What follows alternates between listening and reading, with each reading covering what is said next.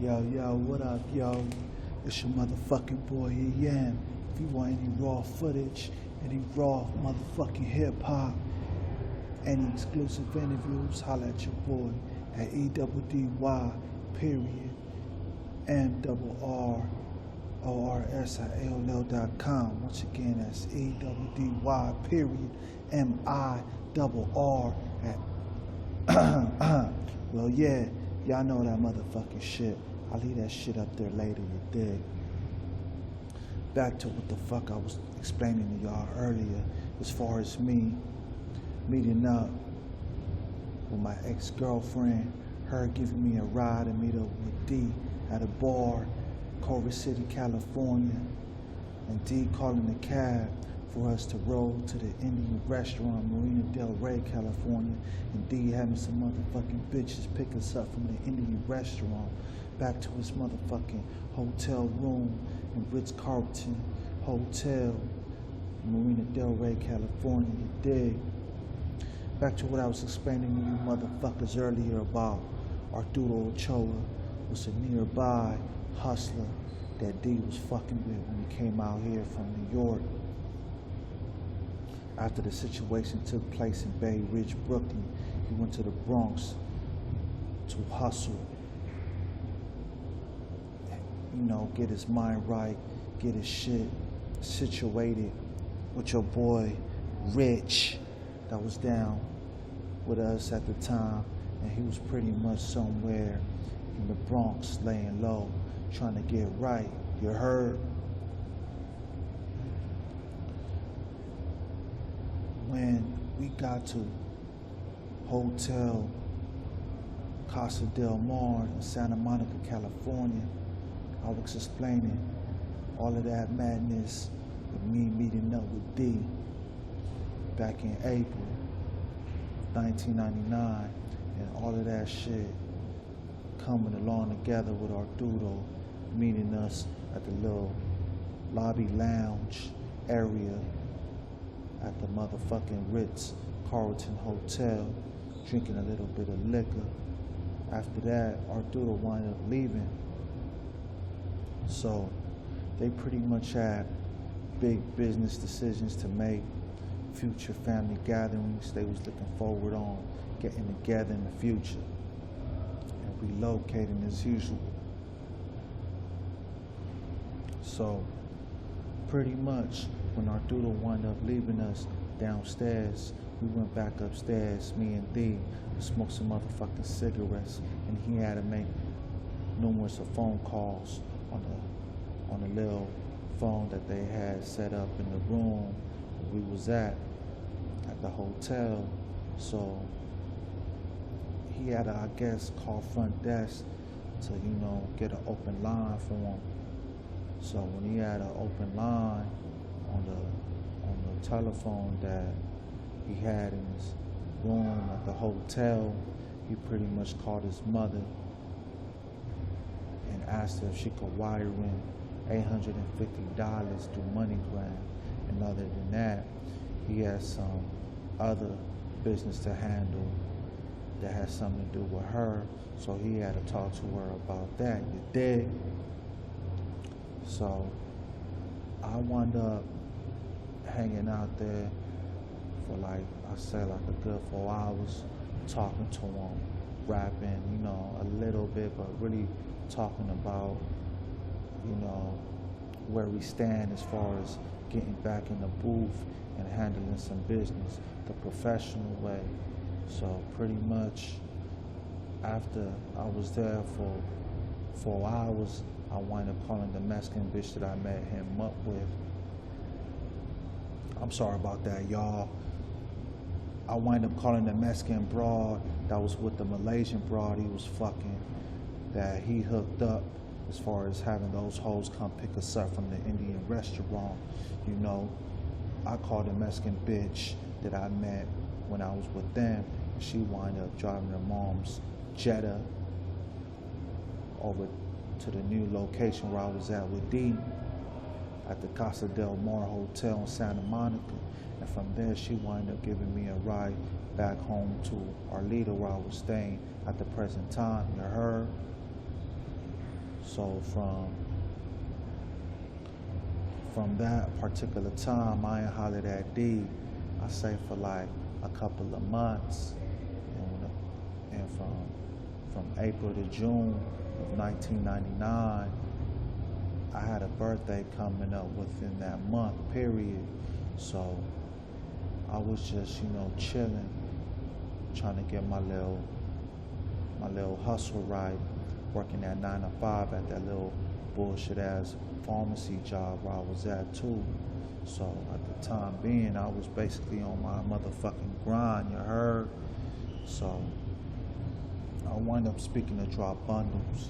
He wound up calling me when he was out there in the NY. A lot of shit wasn't going right for my nigga, so my nigga wound up going to Job Corps down in Utah, to get his life together and get certified. Or, I don't know if he had like a vision in his head to get a degree or something, but he wanted to become somebody by going to Job Corps in Utah when he realized when he was in New York, there was a shit really going on for him out there. Now, back to the story as far as Drop Bundles. That was, a family member of mine, basically, that kept it real with a nigga from day one, you know what I'm saying? So he didn't go to Bay Ridge, Brooklyn as much as I was going over there fucking with D. He was pretty much, handling his business, trying to get his feet off the ground, trying to save up so he could get his own place when he was staying on Adams over there in the Bronx, New York. He was not too far from where I was at. He was at two different locations, but he knew D, he hung out over there a couple times when I was around, but he didn't even go over there as much because he didn't know him as much. But he knew him a little bit though, you heard? So back to what I was talking about, after I left the motherfucking hotel from fucking with my nigga D, I was basically at my house, and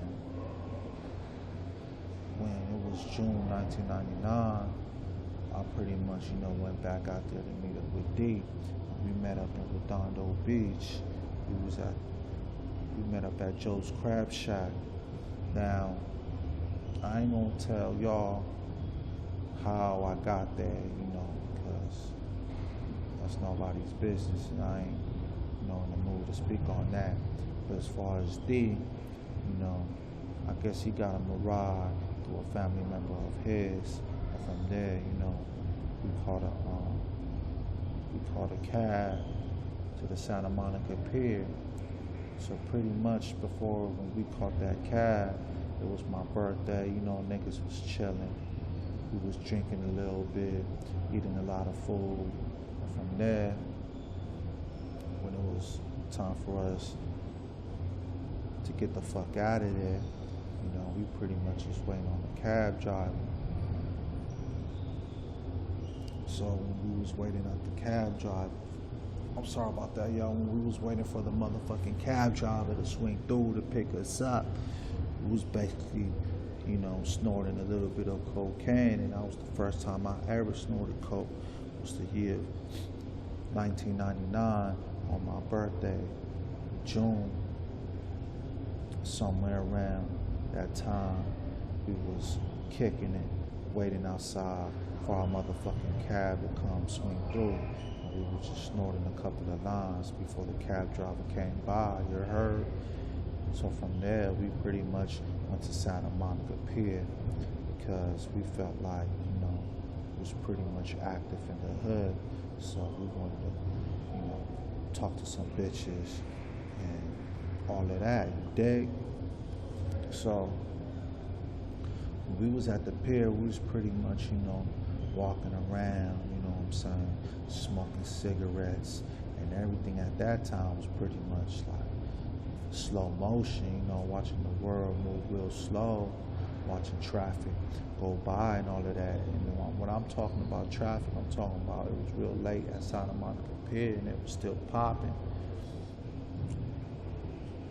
So, it was this one white bitch that caught D's eye. So D pretty much, got on his P's and Q's and approached the bitch and, you know, started talking to her. But this bitch I'm talking about, you know, she was like flirting with the motherfucker a lot, you know what I'm saying? Keep giving that nigga like looks, certain hints, giving D to, you know, to go over there and spit that G to it. You feel me? So after the white bitch was flirting with D pretty much, you know, spit his game. And from there, you know, we bring her back to the hotel room. And the white bitch that I'm talking about, you know, she wasn't ugly at all. You know, she was like a little Lindsay Lohan looking bitch with curly hair, you know what I'm saying?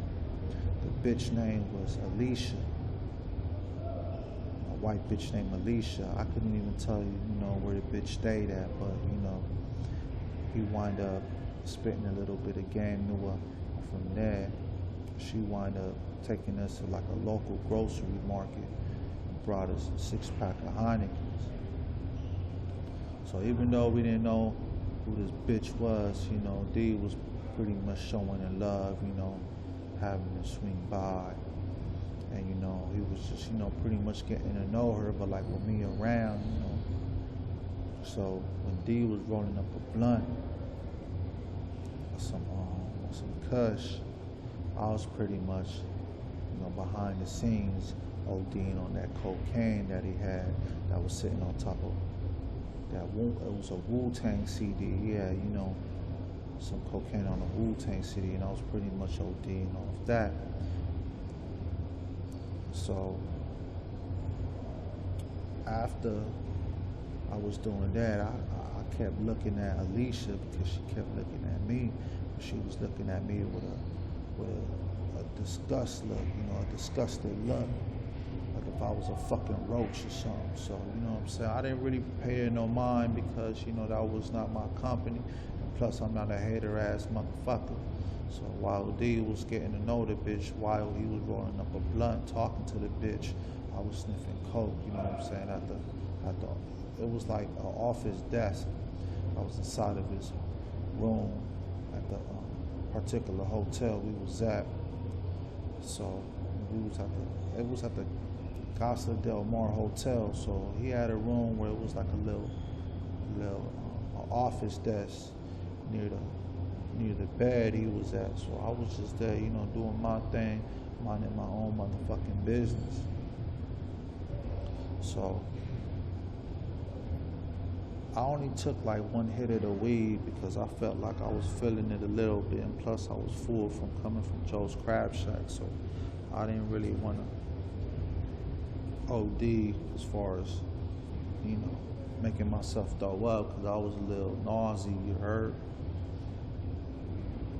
So I hit the weed like one time, but I finished both of my beers, and when I finished both of my beers, I guess Alicia had one beer and I'm sorry about that. I only had 2 beers and Alicia had 1 beer. D had 3 beers. And D pretty much took the motherfucking blunt to the face. So this bitch Alicia, she asked Steve if she could use the restroom. So D pretty much said, you know, handle your business. So when Alicia went to the restroom, this nigga D, he ordered some pornography through front desk. And I remember the pornography like it was yesterday.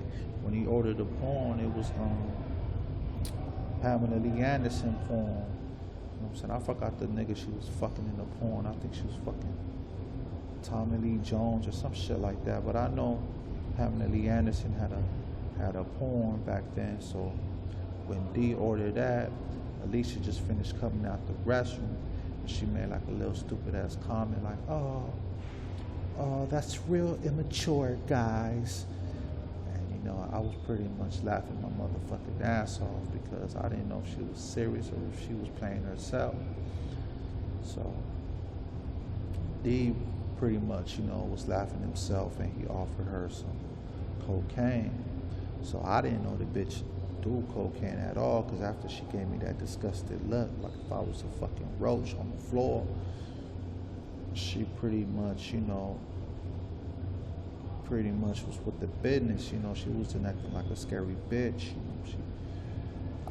You know, he told me to pass her the Wu-Tang CD cover. I think it was like 36 Chambers.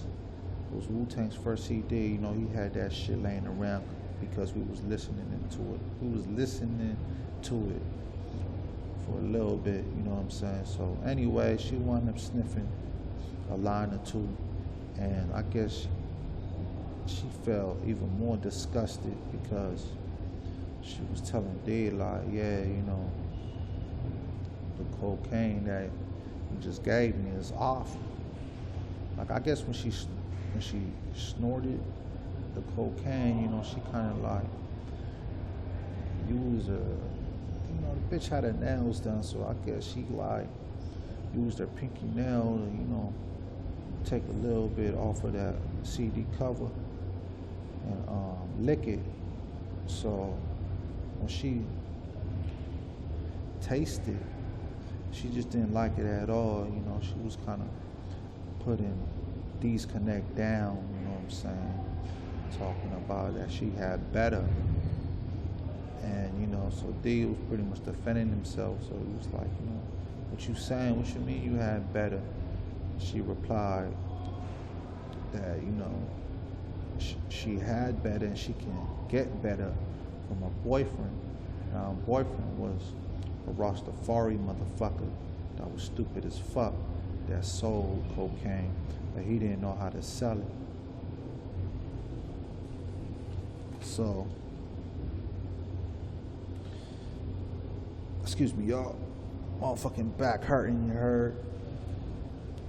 So, this punk ass motherfucking Rastafari nigga that was the boyfriend of Alicia, he was blowing up her phone at the time when, you know, D was asking about, you know, who the fuck the nigga is, you know, because I guess D didn't know that the bitch even had a boyfriend. So when he didn't know the bitch had a boyfriend, he wasn't really, you know, tripping on the fact that she had, you know, something going on with another motherfucker. He was just trying to see, you know, what he can get out the bitch as far as getting some free coke. So the bitch, you know, was kind of like, you know, looking at his funny, acting funny style whatsoever, telling us she ain't giving us nothing for free. In order for you to get something, you gotta have something. So, you know, so D wound up giving the bitch like $15. So when he gave her $15, you know, D was like, you know, I'm gonna go with you because, you know, I don't trust you with my money like that. I don't even know you like that. Like, he didn't really care, you know, the bitch brought him 6-pack of beers. He just, you know, he was just on his P's and Q's with the bitch because he didn't know her. So I guess he asked if he can go because he ain't gonna get a bitch money unless if he's gonna be around the situation. He's breaking bread. So the bitch wind up saying it was cool for him to go, but at the same time, she didn't want me to go. She said it was cool for him to go, but she didn't want me to go whatsoever. She claimed that I was too wired, you know what I'm saying, to go. At the same time, she was skeptical about getting caught by her boyfriend. So, I guess this bitch had a Jeep as well, you know what I'm saying? She had like a little big ass, old-fashioned, old-school bucket. And she had a cell phone that was connected to the Jeep. So D was calling me when he was already, you know, at her boyfriend's house trying to hustle that nigga out of some cocaine. So, you know, I'm kind of like, you know, tripping the fuck out as well because, you know, I didn't know if my nigga was gonna get set up by this bitch because at the time, you know, kind of, you know, don't have an idea if you fuck with certain bitches and you putting your business out there as far as you being a drug addict. You don't know what the consequences could lead behind all of that stuff, you heard? So this nigga D winds up coming back to the hotel room with $100 worth of cocaine that he just purchased for only $15. The white bitch Alicia, she used to have a habit of always I'm sorry about that, y'all. This bitch Alicia used to have a habit on always ripping off a Rastafari boyfriend. From what I know, the Rastafari boyfriend was like a hustling preacher. But as far as me knowing him, I don't know him at all. We just went by what she told us about him. As far as that was that. I never met him whatsoever. I don't even know the motherfucker's real name. All I know, he was a Rastafari, a Rastafari nigga that was dicking down this white bitch that D tried to get shit out of. As far as after meeting the bitch, getting to know the bitch, he was just seeing, what he can get from the bitch. So it was kind of like a triangle, like she was hustling the boyfriend, and then at the same time, D was trying to hustle her. So I guess after, this bitch felt comfortable being around D. Now I advise y'all, I don't want y'all to get shit, twisted, or be lost while I'm talking. All of this shit took place in June of 1999. Let me just get that shit out the way before we get any further. So we wound up being cool with this white bitch because she was basically hanging out with us, at the hotel room. At the same time, that was like D's piece, he wanted to, spit his little game at the bitch. And I wasn't hating whatsoever, The reason why I'm saying this because I wasn't talking to her like that, you heard? So, even though we just, finished eating at Joe's Crab Shack, drinking a little bit of liquor and all of that. That nigga D, he wanted to roll up some more weed, but he ran out of blunts. So I guess, they worked out a little deal as far as negotiating on him, sending the bitch to the nearest by Rite Aid or nearest by pharmacy store, which was CVS or Rite Aid, near the particular area where we was at, where he could get some blunts and get some liquor. And when I mean by liquor, it was some shit that I never heard of. That was my first time drinking as well. You know what I'm saying? It was a liquor called Hornitos. I don't know if it was from tequila, a brand off tequila, but it was called Hornitos liquor. So he wound up sending the bitch to pick it up. And please excuse me, y'all. He wound up sending the bitch to pick up the motherfucking blunts and the bottle of liquor. But D, he didn't want to buy no cigs whatsoever. Because we was smoking a lot of motherfucking cigs. We went through probably 2 packs or something like that. So he didn't want to buy no more cigarettes. So the bitch, she wound up, giving D her pack of cigarettes, you know what I'm saying? But she had some old bullshit. She had it was some type of pack of cigarettes called American Spirits. So, she wound up just giving it to him and not caring about it whatsoever, you know what I'm saying? I guess the bitch was trying to show off, let it be known that she had a boyfriend, slash sugar daddy that was just tricking on her all the motherfucking time, you heard? Because her boyfriend, from the story she was telling us, she was always getting over on that motherfucker. And I don't know why, you know what I'm saying? But I guess that was her hustle on getting over motherfuckers. So at the same time, this nigga D didn't get a bitch no gas money whatsoever.